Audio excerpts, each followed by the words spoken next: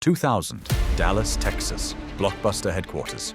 Two men walk into the office of John Antioco, CEO of Blockbuster, the largest video rental company in the world. Blockbuster probably has it. I mean, we have over 10,000 videos. Wow. Blockbuster Video. Blockbuster Video. Blockbuster. Their names are Reed Hastings and Mark Randolph. They're the co-founders of a small startup called Netflix, a DVD by mail service that's losing money and struggling to survive.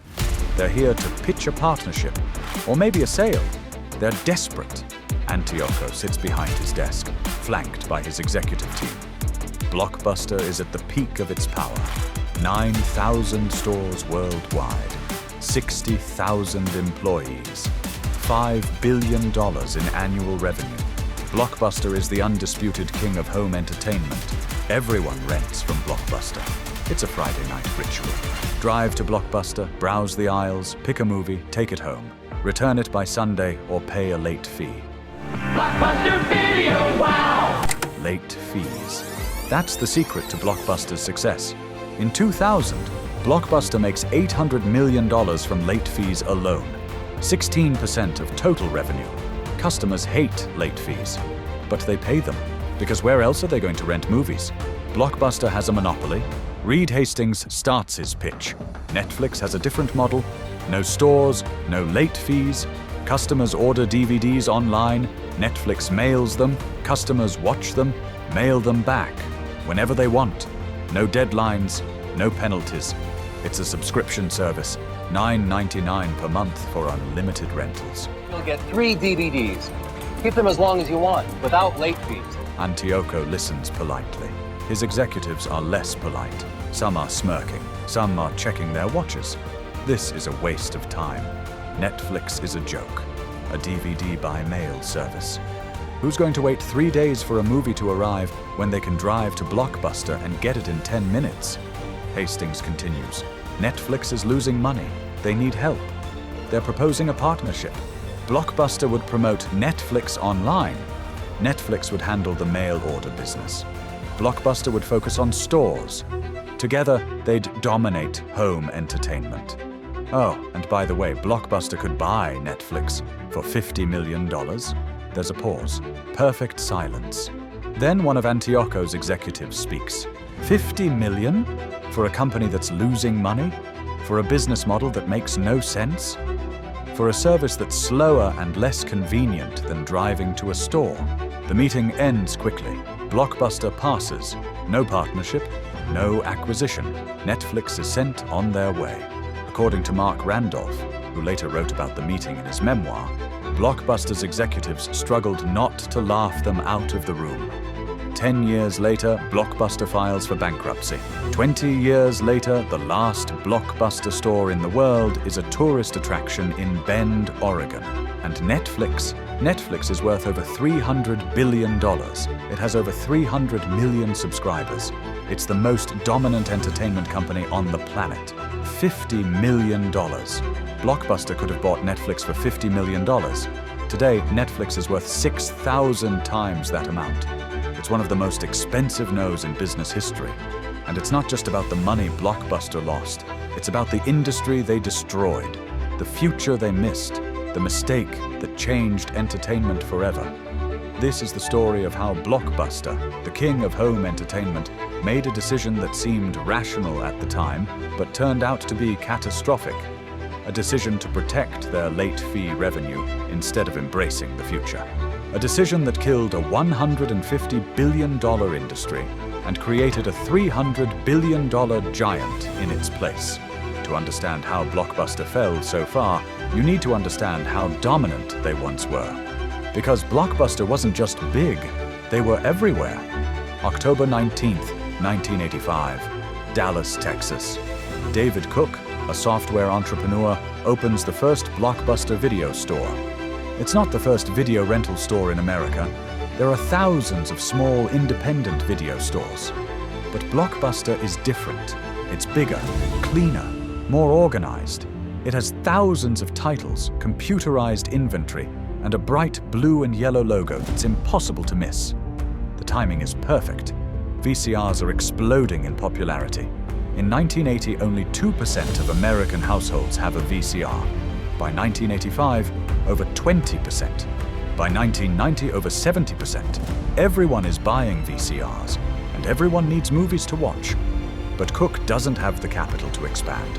So in 1987, he sells Blockbuster to Wayne Huizenga, a billionaire entrepreneur who made his fortune in waste management. Huizenga sees the potential. Video rental is a fragmented industry. Thousands of mom and pop stores, no national chains, no economies of scale. Huizenga is going to change that. Huizenga embarks on an aggressive expansion plan. He buys out existing video rental chains.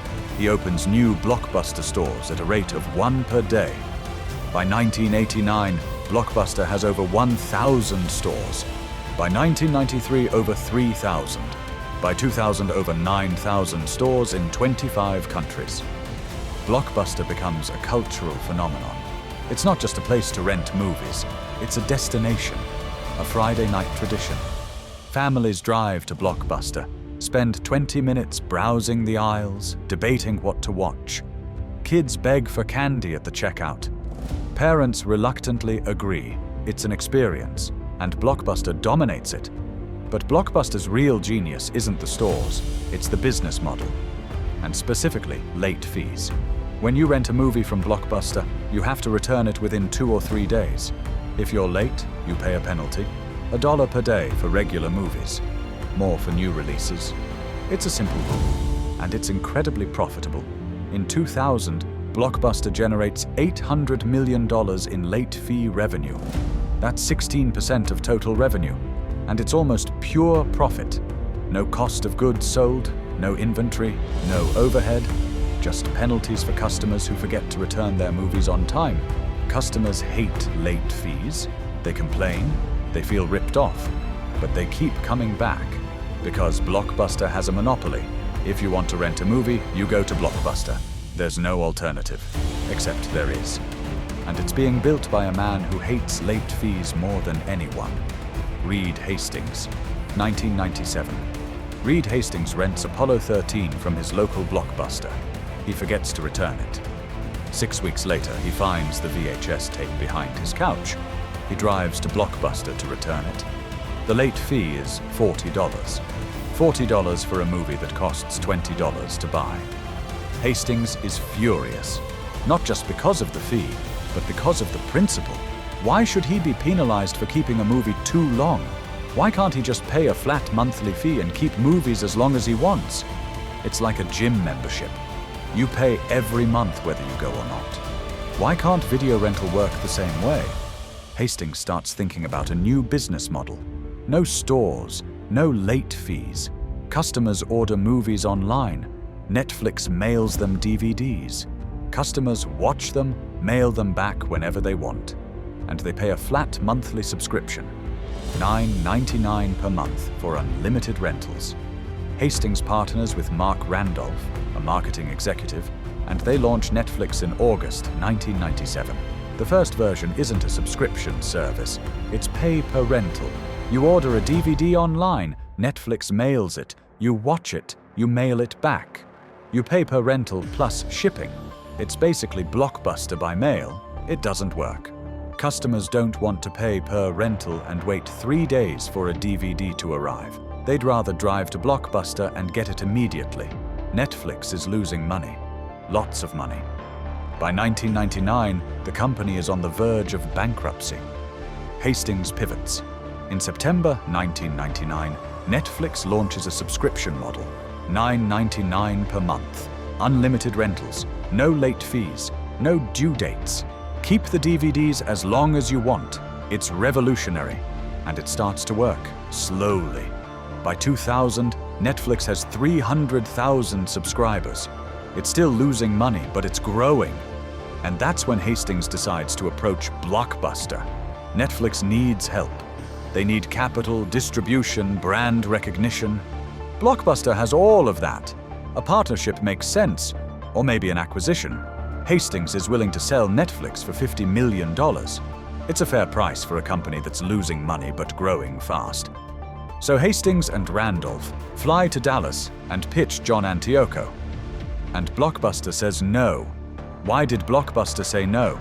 Because the Netflix model threatens everything Blockbuster is built on. Late fees, store traffic, impulse purchases. Blockbuster makes $800 million a year from late fees. If they eliminate late fees, that revenue disappears, and Netflix's subscription model eliminates late fees. Blockbuster's executives look at Netflix and see a niche business, a service for people who don't mind waiting 3 days for a movie, a tiny market, maybe a few 100,000 subscribers, not a threat to Blockbuster's 9,000 stores and millions of customers. They're catastrophically wrong. Because Netflix isn't just a DVD by mail service, it's a new way of thinking about entertainment.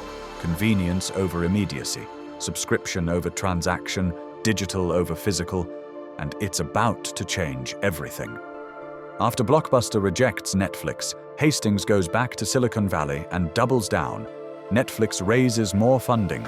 They expand their DVD library. They improve their recommendation algorithm. They invest in logistics to speed up delivery. And they grow. By 2002, Netflix has over 1 million subscribers. By 2005, over 4 million.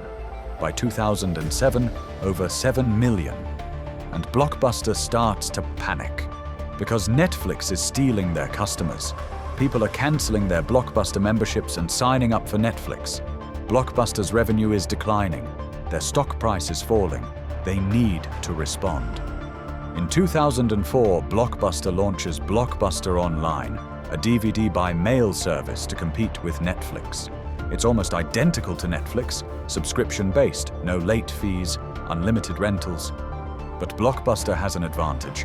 They have 9,000 stores. Customers can return DVDs to a store instead of mailing them. It's faster, more convenient. For a brief moment, it seems like Blockbuster might win. Blockbuster Online grows to over 2 million subscribers. Blockbuster's stock rebounds. Analysts say Blockbuster has successfully defended its turf. But there's a problem. Blockbuster Online is cannibalizing Blockbuster's stores. Customers who sign up for Blockbuster Online stop renting from stores. Store revenue declines. And Blockbuster Online is less profitable than stores. The margins are thinner, the logistics are expensive. Blockbuster is trading high-margin store rentals for low-margin mail-order subscriptions. And then Blockbuster makes another catastrophic mistake. In 2005, trying to compete with Netflix's no-late-fee model, Blockbuster eliminates late fees at its stores. It's a desperate move to win back customers. And it backfires spectacularly. Eliminating late fees costs Blockbuster $200 million in annual revenue. Almost overnight, the company's profits collapse, the stock crashes, and customers don't come back. Because the damage is already done. Netflix has trained a generation of consumers to expect no late fees.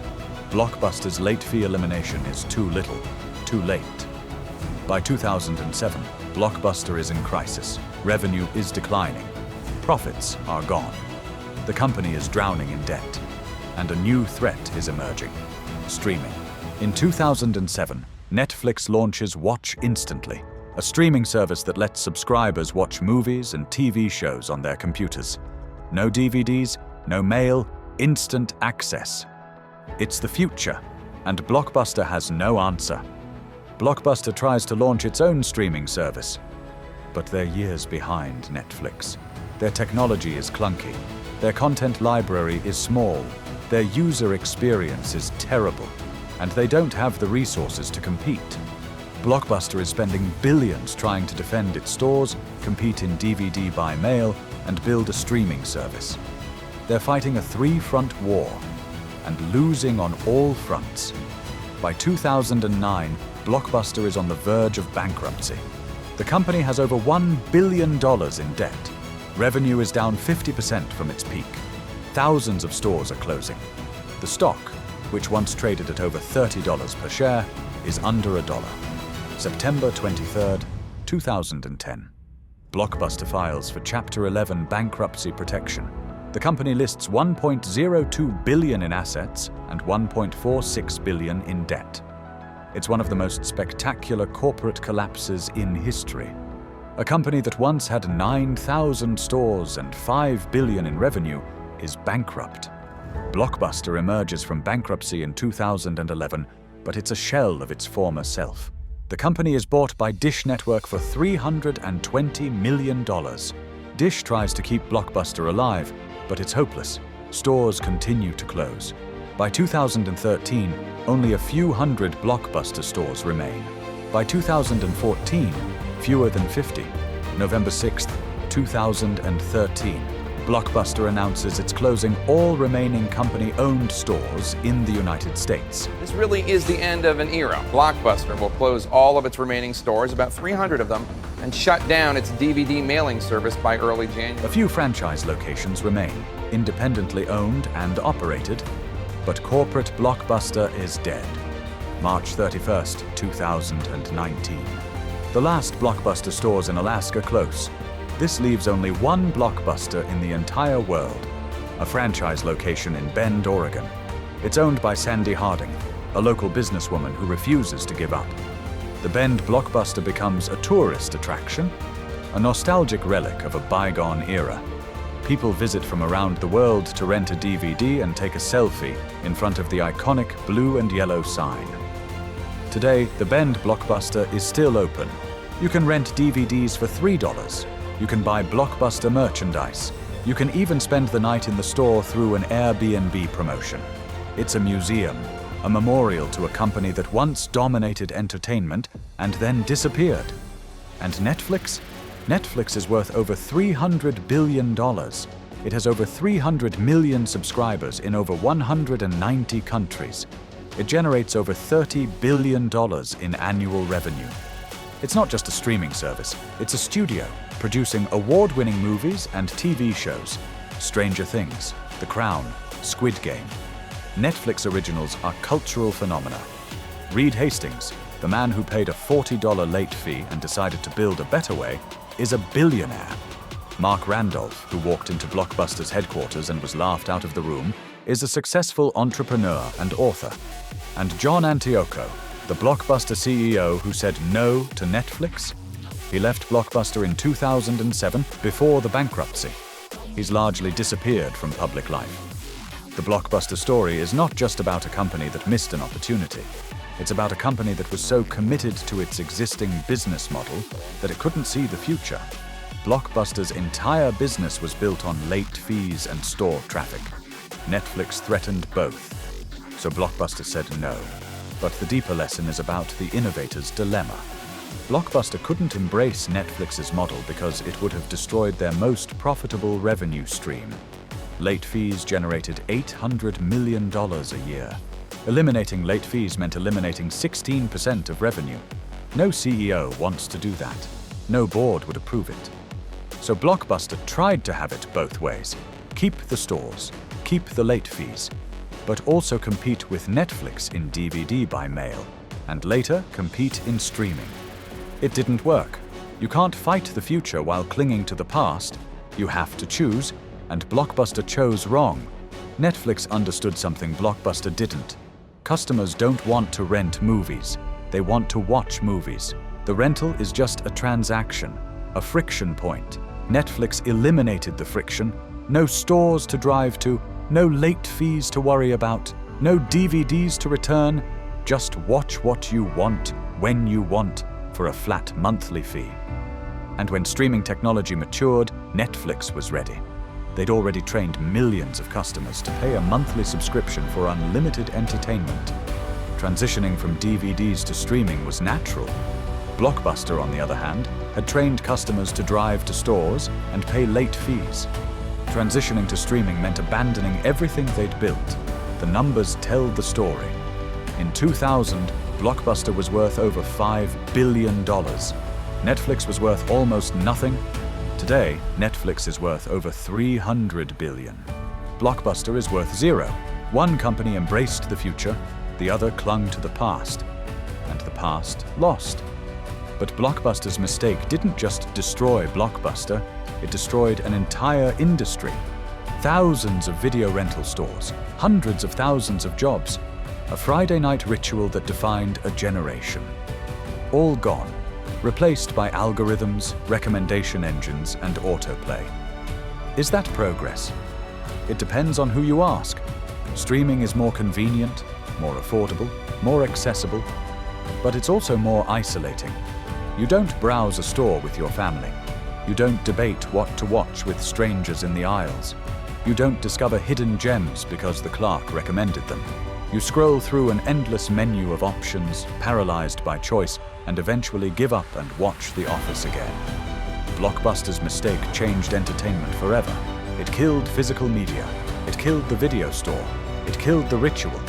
And it created a world where entertainment is infinite, instant, and utterly forgettable. Reed Hastings saw the future. John Antioco didn't. And that $50 million decision, made in a conference room in Dallas in 2000, changed everything. Blockbuster could have owned Netflix. They could have been the ones to invent streaming. They could have been worth $300 billion. Instead, they're a single store in Bend, Oregon. A tourist attraction, a reminder of what happens when you say no to the future. That's the $150 billion mistake that changed entertainment forever. There's a footnote to this story that makes it even more tragic.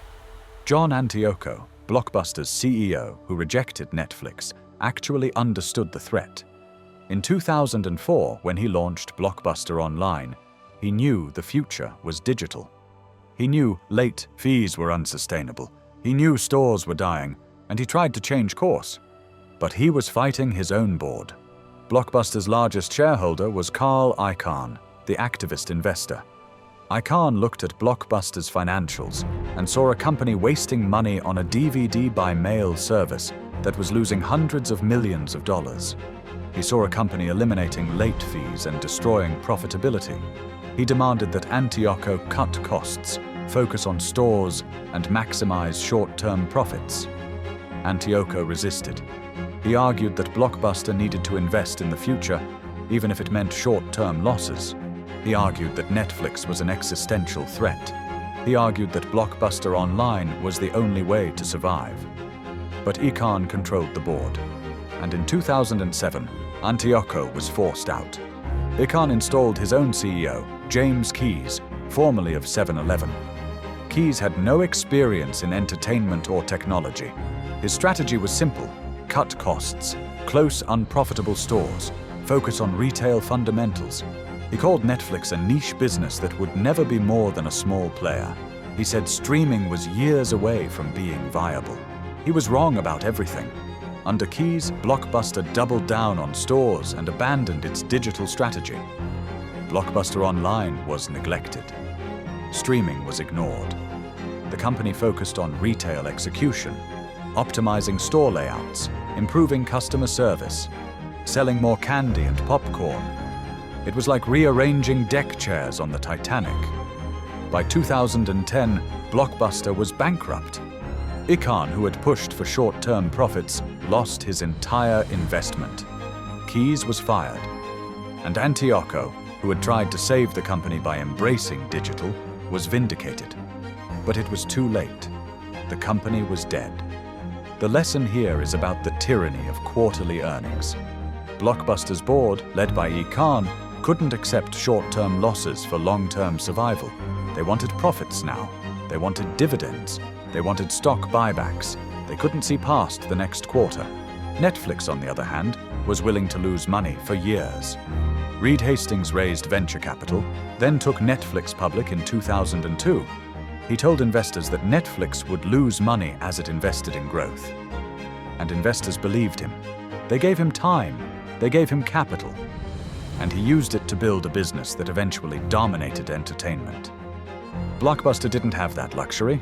They were a mature company with shareholders who expected profits. They couldn't pivot. They couldn't invest in a money-losing digital strategy. They were trapped by their own success. This is the innovator's dilemma in its purest form.